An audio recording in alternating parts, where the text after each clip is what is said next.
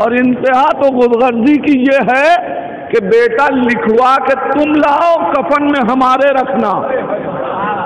ایک صلوات اور پڑھ دیں محمد آل محمد۔ بہرحال جیسا رہنما ہوگا ویسے ہی قوم میں اثرات پیدا ہوں گے۔ اب میں نے جس آیت کو سرنامہ سخن قرار دیا، مجھے جلدی جلدی کچھ باتیں، خداوند عالم انسانوں سے، صاحبان ایمان سے ایک معاملہ کر رہا۔ اور ایک بات یاد رکھیے گا،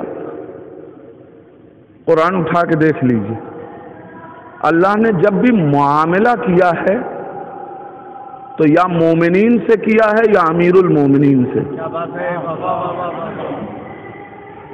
قرآن کیا کہہ رہا ہے؟ بسم اللہ الرحمن الرحیم، یا ایھا الذین آمنوا، اے وہ لوگ کہ جو ایمان لائے، ان تنصر اللہ، اگر تم اللہ کی مدد کرو گے تو ینصرکم، اللہ تمہاری مدد کرے گا۔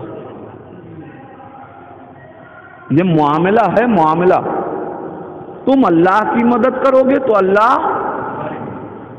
تمہاری مدد کرے گا۔ قرآن ہے، یہ کوئی روایت نہیں ہے کہ جس کا جنازہ کسی راوی کے کاندھے پہ اٹھا دیا جائے۔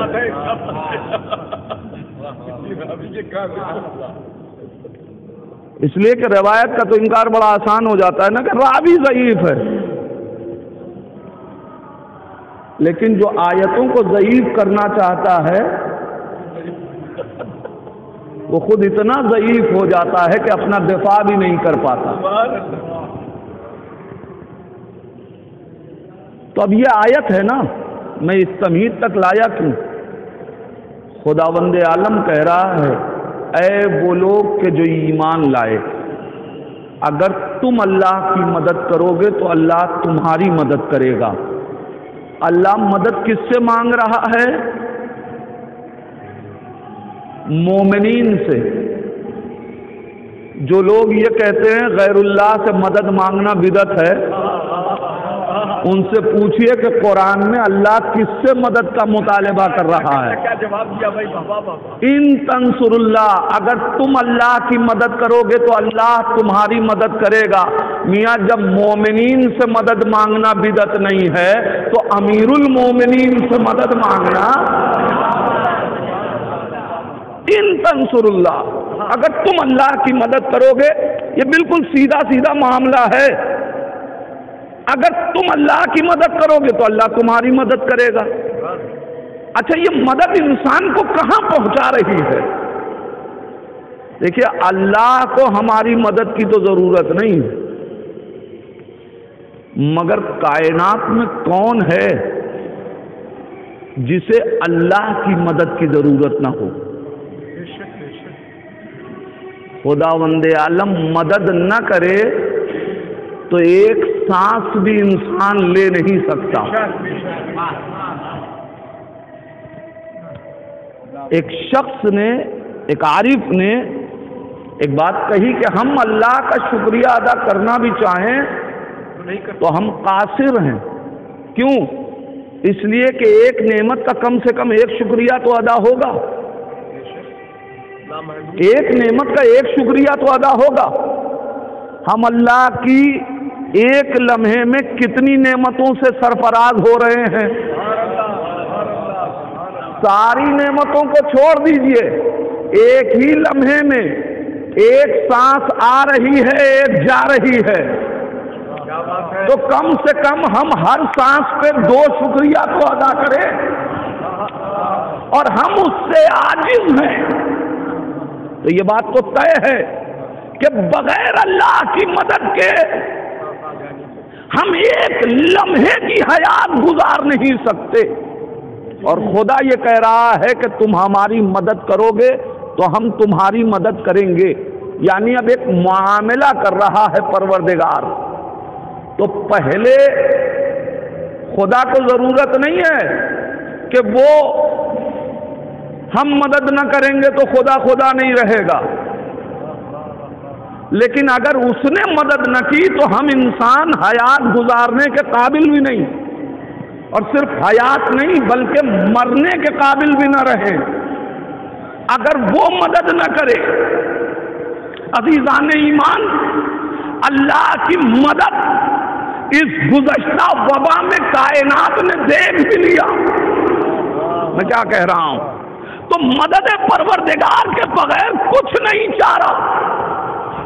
جب ساری کائنات، ساری سائنس دم توڑ دیتی ہے تو ایسے بلکتے اور سسکتے ماحول میں جو انسان کو مدد پہنچاتا ہے اس قوت کا نام ہے پروردگار۔ ہے یا نہیں ہے؟ تو مدد کی ضرورت تو ہے ہم کو۔ اب یہ بتائیے کہ ہمیں مدد کیسے ملے گی؟ تو خدا نے کہہ دیا اگر تم ہماری مدد کرو گے تو ہم تمہاری۔ تو اب پہلے ہمیں خدا کی مدد کا سلیقہ تو ملے، ہم کیسے اللہ کی مدد کریں؟ عرفا نے بتایا کہ اللہ کی مدد کا مفہوم یہ ہے کہ اس کی شریعت پہ چلتے رہو، یہ اللہ کی مدد ہے۔ اس کی شریعت پہ چلتے رہو، اس کے دین کی حفاظت کرو، یہی اس کی مدد ہے۔ اب میں آپ سے ایک مثال لے کر کے بات کو آگے بڑھاؤں۔ یہ بتائیے اگر خدا نخواستہ خاکم بدہن کسی مسجد میں آگ لگ جائے تو ہم خدا کی مدد کرنا چاہتے ہیں تو ہم کیا کریں گے؟ آگ بجھائیں گے، یہی نہ ہوگا؟ آگ بجھانے کے لیے ہمیں کیا چاہیے؟ پانی چاہیے۔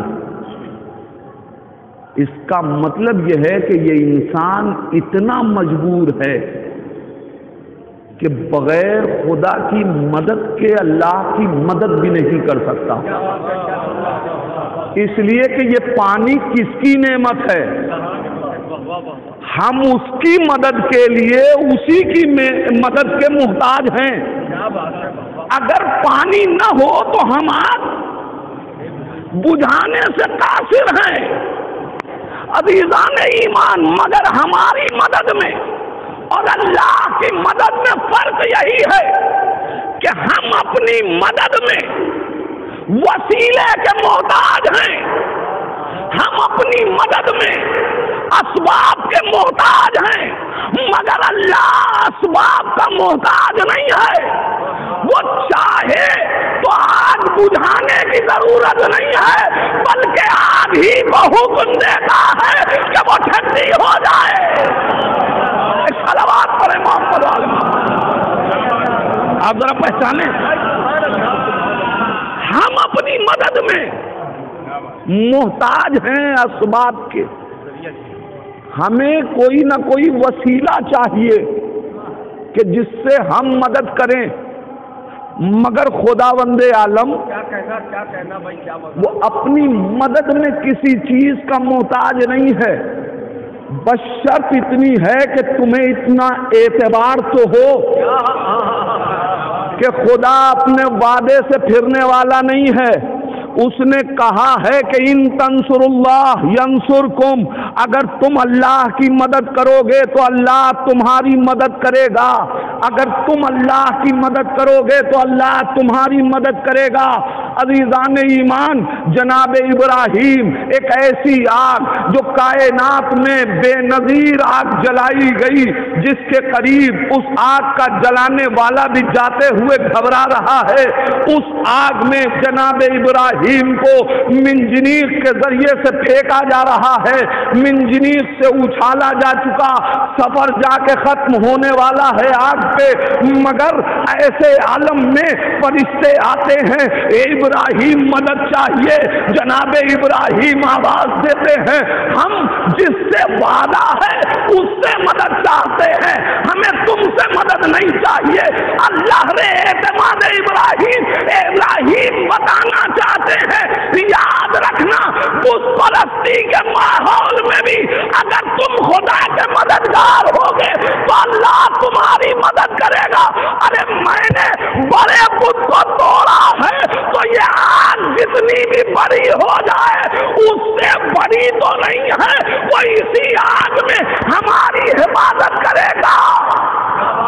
یہ اعتماد تھا جناب ابراہیم کا، یہ یقین تھا جناب ابراہیم کا۔ تم سے نہیں چاہیے، اس سے چاہیے۔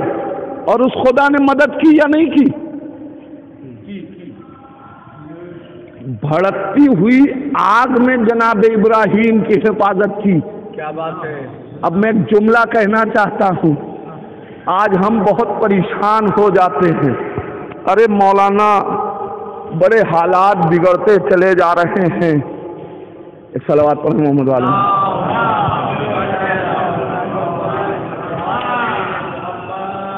ایک مل جل کے صلوات پڑھ دیں، اللہم صلی علی محمد وعلی یا اللہم صلی علی محمد وعلی۔ حالات بڑے خراب ہوتے جا رہے ہیں، کیا ہوگا؟ آپ اپنا وظیفہ ادا کیجئے، وہ ہے جو اپنی ذمہ داری ادا کرے۔ اگر خدائی کا دعویٰ کرنے والوں کے مقابلے میں خدا والوں کا کچھ نہ بگڑا تو آج کے اس ماحول میں خدا والوں کا کیا بگڑے گا؟ شرط اتنی ہے کہ ان تنصر اللہ ینصرکم، اگر تم اللہ کی مدد کرو گے تو اللہ تمہاری مدد کرے گا۔ کیسے مدد کرتا ہے پروردگار؟ انسان سب سے زیادہ کیا کر سکتا ہے؟ چلتی ہوئی سانسوں کو چھین لے گا، یہی تو کرے گا۔ وہ کیوں سانس چھیننا چاہتا ہے؟ وہ اس لیے چھیننا چاہتا ہے کہ ہم انہیں مٹا دیں۔ خداوند عالم نے کہا یہ اس کی مجال کیا کہ وہ تمہاری حیات چھین لے۔ خالق موت و حیات میں ہوں، تم میرے معاہدے پہ عمل کر کے تو دیکھو، وہ تمہیں قتل کرے گا، ہم شہادت کا درجہ دے کے زندہ جاوید بنا دیں گے۔ وہ مٹانا چاہے گا، تم کو ہم دوام عطا کریں گے۔ کل تک کوئی نہیں پہچانتا تھا، لیکن چونکہ ہماری نصرت میں مارے جاؤ گے تو پھر پورا زمانہ پہچانے گا۔ میں ایک جملہ کہہ رہا ہوں، آپ میں سے بتائیے شہادت سے پہلے تک قاسم سلیمانی کو کتنے لوگ جانتے تھے؟ مگر چونکہ انہوں نے اسی قرآن کی آیت کے اوپر عمل کیا، اللہ نے اپنا وعدہ پورا کیا۔ اگر تم اللہ کی مدد کرو گے اللہ تمہاری مدد کرے گا۔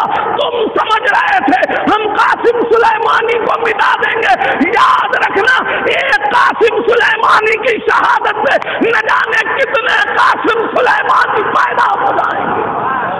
کہنے کا مطلب صرف اتنا ہے کہ ان تنصر اللہ ینصرکم، اگر تم اللہ کی مدد کرو گے تو اللہ تمہاری مدد کرے گا۔ تو خدا ہمیں ناصر بننا دیکھنا چاہتا ہے۔ خدا یہ چاہتا ہے کہ تم ناصر بنو۔